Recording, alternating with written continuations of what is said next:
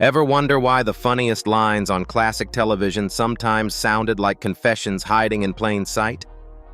Before the credits rolled, before America knew the private cost behind those smiles, certain actors were slipping truth through jokes, catchphrases, and perfectly timed pauses. Tonight, we revisit the stars our parents and grandparents welcomed into their living rooms, and we listen again. Because behind the laughter there may have been courage, caution, and a story television was not yet ready to tell. Paul Lynde comes next because one raised eyebrow from the Hollywood Squares center square could make America laugh before the answer was even finished. The original text had his name misspelled. The correct spelling is Lynde. When Peter Marshall asked who was better looking, a fairy or a pixie, Lynde answered, "Looks aren't everything." In the 70s, viewers heard a naughty little game show punchline. Today, it sounds like a man threading truth through network standards with perfect timing. Lynde, born in Mount Vernon, Ohio, became famous as Uncle Arthur on Bewitched, and as the quick-witted square audiences waited for. His humor was not accidental. Writers leaned into his unmistakable persona, and Lynde knew exactly how to land the double meaning without naming it. That is why his jokes still feel alive. They were funny, but they were also coded survival. For older viewers who remember appointment television, Lynde was not merely sarcastic. He was daring. He turned a laugh into a doorway, then slipped through before anyone could close it. And America somehow understood just enough to keep laughing with him week after week from home. Charles Nelson Reilly earns his place because he did something braver than waiting for a script. The source text spelled his last name Reilly, but the correct spelling is Reilly. On Match Game, he could drop his voice, jab the air, and become Chuck, a ridiculously macho alter ego who was supposedly very butch. The panel laughed because everyone could see the costume. Reilly was making the performance itself the joke. That is why his comedy remains sharp. A network executive had reportedly told him early on that people like him were not welcome on television. Reilly's reply was not a speech, it was a career. He appeared again and again until the rule looked foolish. His campy timing, theatrical confidence, and quick double meanings turned vulnerability into armor. Later, he said he never purposely hid being gay from anyone, even though the era rarely made honesty easy. For viewers who loved game shows, Reilly's Chuck was hilarious. It was also a mirror held up to television's narrow idea of masculinity, and a generous wink to viewers who understood the act beneath the act every time. Dick Sargent follows because Bewitched gave him a line that now feels almost painfully precise. The source text called him Sargent, but the actor's name was Dick Sargent, born Richard Stanford Cox in Carmel by the Sea, California. As the second Darren Stevens, he repeatedly asked Samantha not to use her powers, not to alarm the neighbors, not to reveal what made her different. In the episode, that was a marriage joke. In hindsight, it becomes a metaphor many viewers can understand. Hollywood often asked performers to appear ordinary while carefully hiding whatever might unsettle sponsors, studios, or living room audiences. Sargent later said the show's idea of passing for normal touched him personally. In 1991, on National Coming Out Day, he publicly came out and embraced the phrase retroactive role model. He later stood with Elizabeth Montgomery at Pride events, turning old television affection into real visibility. Samantha, You Promised was never only about magic. It was about the exhausting work of blending in, and the relief that comes when someone finally stops pretending and chooses honesty in the daylight, with friends watching nearby at last.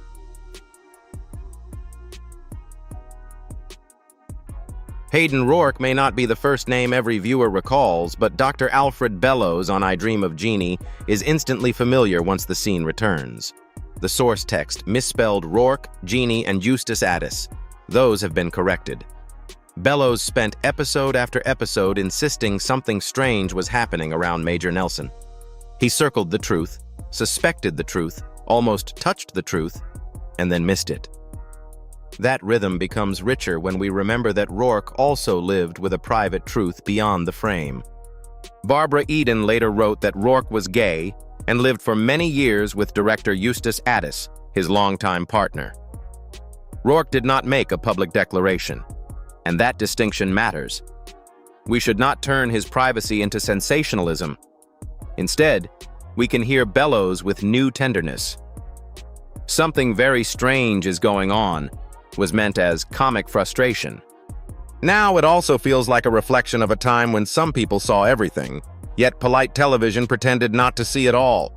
That quiet distance is why the line still lingers after the laugh fades from the room, even all these years later. Raymond Burr belongs near the front because Perry Mason was not just a program. For many American households, it was the weekly promise that truth would eventually stand up in court. On screen, Burr sounded absolute.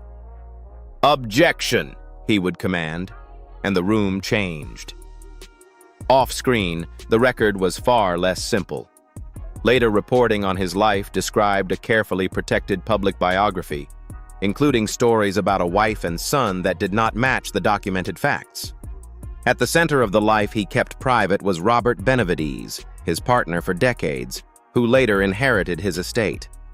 That contrast makes Burr's story powerful, not because it invites judgment, but because it shows the pressure stars once carried.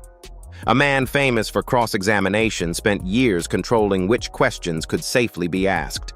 For viewers over 60, the memory of Perry Mason may still feel steady and honorable. Now replay that voice with compassion.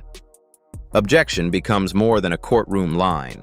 It becomes a shield, raised by a gifted actor protecting the case file of his own heart, inside a Hollywood system that rarely rewarded honesty back then. Jim Nabors deserves an early place because Gomer Pyle was one of television's kindest comic creations. The source text misspelled both his last name and the character's name. It should be Nabors and Gomer Pyle. On The Andy Griffith Show and Gomer Pyle, USMC, Nabors made innocence feel musical. Golly, Shazam, and especially surprise, surprise, surprise were not cynical jokes. They were open-hearted exclamations from a character who trusted the world. That is what makes the later meaning so tender. In Hollywood circles, Nabors' private life was not entirely unknown, but many viewers never heard the fuller story until much later. In 2013, at 82, he married Stan Cadwallader in Seattle after 38 years together. He did not turn that moment into a spectacle.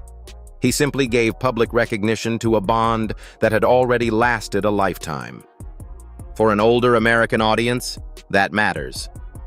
Surprise, surprise, surprise no longer belongs only to Gomer. It becomes a gentle reminder that familiar faces may have carried quieter truths than television ever allowed, and still gave millions a reason to smile each week. Robert Reed rises high in this order because Mike Brady remains one of the most familiar television fathers in America. The source text used Reitz, but the corrected birth name is John Robert Reitz Jr. On the Brady Bunch, Reed often stepped into childish confusion with the calm authority of a man ready to fix the family problem. The scripts meant broken lamps, hurt feelings, and lessons before bedtime. Reed was carrying something far heavier. Trained for serious theater, he famously challenged producer Sherwood Schwartz because he wanted better truth beneath the sugar. After Reed passed away in 1992, reporting noted that he had kept being gay private during his lifetime, and his official record listed HIV infection as a contributing condition while cancer was the public cause. For viewers who grew up with the Brady living room, this is not a scandal. It is a sorrowful context.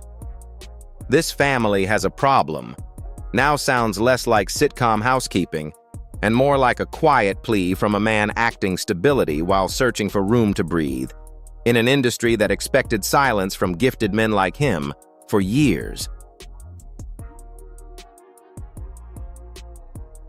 Richard Deacon may be quieter than the names before him, but that is why his irony works. The source text misspelled The Dick Van Dyke Show, Mel Cooley, and Buddy Sorrell. Those names have been corrected. Deacon's gift was restraint. On The Dick Van Dyke Show, Mel Cooley was the proper button-down producer who existed so Buddy Sorrell could puncture his dignity. "That's not funny, Buddy," sounded like the complaint of a man who believed in order. Behind that perfect posture was a performer later described in gay television history as living outside the straight assumption his roles often sold. This is not a dramatic reveal. It is professional irony. Deacon built a career playing establishment men, executives, neighbors, bosses, and foils. He looked like the rule book. That made the hidden contrast sharper. For older viewers, Mel Cooley's stiffness may still be funny because Deacon played it so honestly. But now the joke has another layer. He spent years embodying straight-laced authority while the truth remained neatly tucked behind the tie, and that quiet skill deserves more attention than it usually gets even now. Jonathan Harris should be handled carefully, because the most honest word here is uncertainty. The original script presents him as an industry open secret, but Harris never publicly confirmed that framing, so this version keeps the claim cautious. What is undeniable is the performance. As Dr. Zachary Smith on Lost in Space, Harris did not play ordinary. He played excess, fussy, theatrical, vain, frightened, and unforgettable. "Never fear, Smith is here," "You bubble-headed booby," and "Oh, the pain" turned a supporting role into the show's most quoted personality. For viewers who watched the series in the 60s, Smith was both troublemaker and attraction. He pulled the eye. In later discussions of classic television, that kind of style is often described as queer-coded, meaning the character suggested what network television could not discuss directly. That does not prove anything about Harris himself. It does show how camp could function as a language. The audience heard comedy. Some viewers heard a second rhythm underneath. Smith arrived as a coward, but Harris left as an icon, and his style still refuses to sit quietly in many viewers' memories today. Rip Taylor belongs after Harris because his public style was impossible to miss, yet his private labeling remained complicated. The source text used Robert Forney. The more commonly reported name is Robert Fortney. Taylor's act was confetti, mustache, shriek, and thunderclap entrance. On The Gong Show and countless variety appearances, he looked like celebration itself had learned to interrupt. Oh My was not quiet comedy. It was a firework. Yet Taylor resisted when others tried to summarize him with a simple label. Reports describe him objecting in 2009 after being called openly gay, making clear that no writer had the right to reduce his life to one sentence. At the same time, he served as a Capitol Pride Grand Marshal, was closely associated with Liberace's circle, and was later described as Fortney's longtime partner. The tension is the point.